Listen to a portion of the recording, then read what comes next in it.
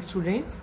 Coming back to the question of transportation problem, just see the question once. A company has 4 different factories, that is ABC, in 4 different locations in the country, and 4 sales agency in 4 other locations in the country. ABCD are the factories and 1, 2, 3, 4 are the sales agencies.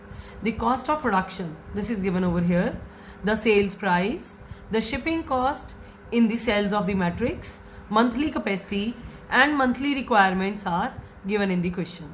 Okay, you have to find the monthly production and distribution schedule which will maximize profits.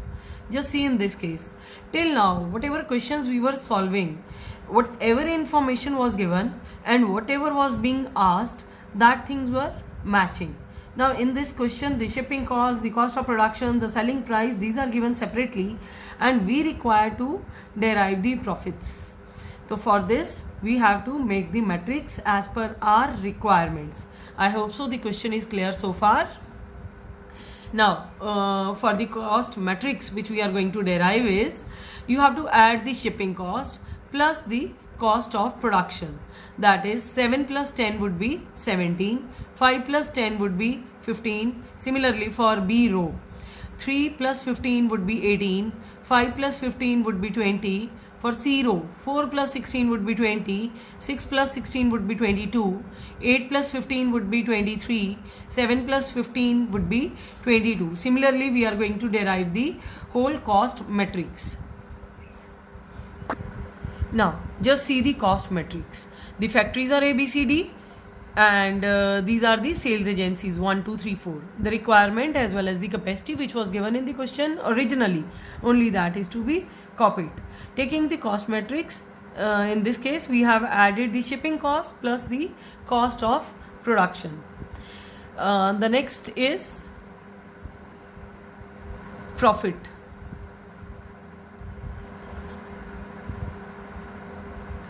To derive the profit, the formula would be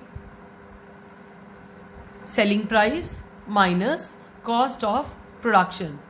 Next we are going to move towards the profit matrix. Profit matrix is again to be made. Just see, in the question the selling price for this was given 20. So 20 minus 17 is going to be 3. 20 minus 18 is 2. 20 minus 20 is 0. 20 minus 23 is minus 3. It hardly matters if if in the question the profit is in minus. We have to write the figures as it is. If it is 0, if it is negative, if it is positive, whatever is the answer, that is shown in this profit matrix. The whole matrix is made accordingly. Now, the objective of this profit, whenever we are solving any of the questions, the objective of profit is maximization. One thing is very much clear, that transportation problem is applicable in case of minimization problems. So now to derive the minimization matrix from this profit matrix, or we can say to derive the loss matrix from the profit matrix, we require to subtract all the elements in these cells out of the maximum element. Just check the maximum elements. The maximum element in the whole matrix, that is 9. So in the next step, just draft the matrix and we are going to formulate this matrix as per the loss matrix. Now 9 was the maximum element. 9 minus 3 is 6, 9 minus 7 is 2, 9 minus 9 is 0, 9 minus 4 is 5. Coming to this D, 9 minus minus 3, it is going to be 12. You don't have to ignore the minus sign. If anywhere it was negative profit, that is to be added. 9 minus minus 3, that is 12. 9 minus 0, 9. 9 minus 4 is 5. 9 minus minus 2, that is going to be 11. So this is the loss matrix. Now loss matrix is for minimization. Now we can apply the method over here.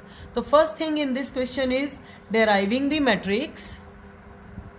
Second is to check if the matrix is balanced. Yes, the capacity is 60 as well as the requirement is 60, hence the matrix is balanced. If it was not so, we would have added a dummy row or the column as per the requirement.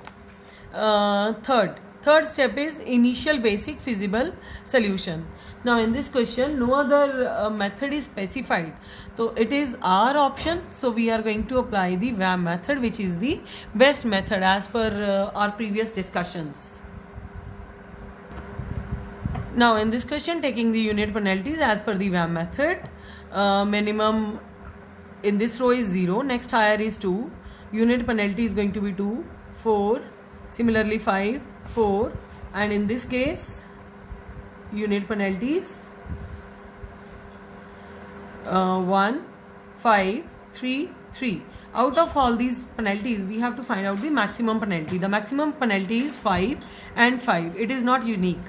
So in this 5 the minimum cost is 2, and in this 5 the minimum cost is 4. When there is a tie in the penalty,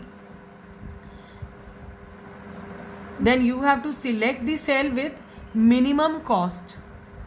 So in this case minimum cost is 2. The first allocation would be over here.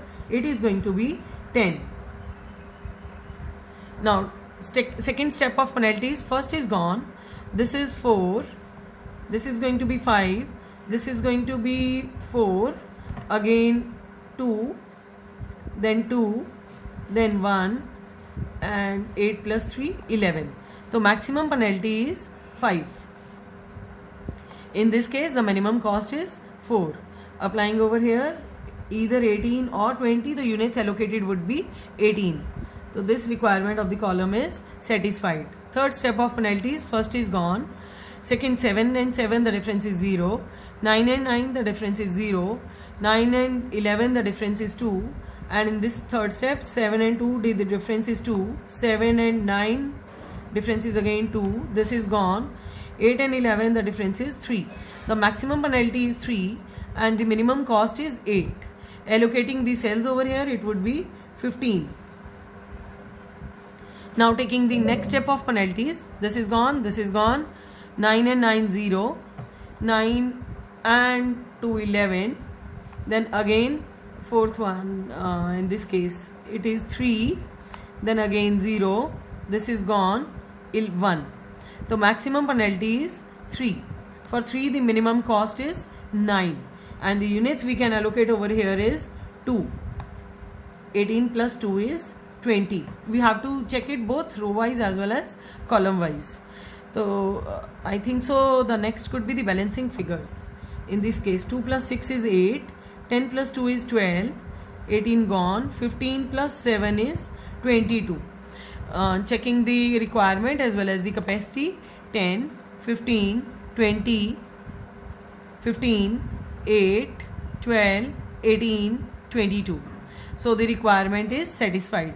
Now in this case you do not require to calculate the value of this initial basic feasible solution, because the question is asking you about the profit, and the matrix which is being solved over here is the loss matrix. Either you have to do one thing, if you want to calculate the solution, calculate the value of the profit, these units are to be multiplied in the profit matrix. So for the time being we can just leave it. We have to check the optimality for this derivations, whatever allocations we have derived. The fourth step is checking the RIM requirement. RIM requirement is number of allocated cells should be equal to m plus n minus 1. So in this case the number of allocated cells are 1, 2, 3, 4, 5, 6 and 7 allocations.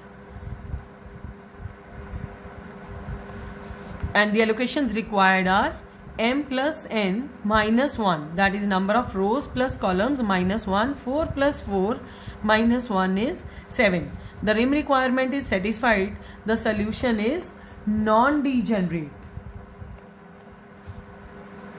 So now we can move towards the optimality test.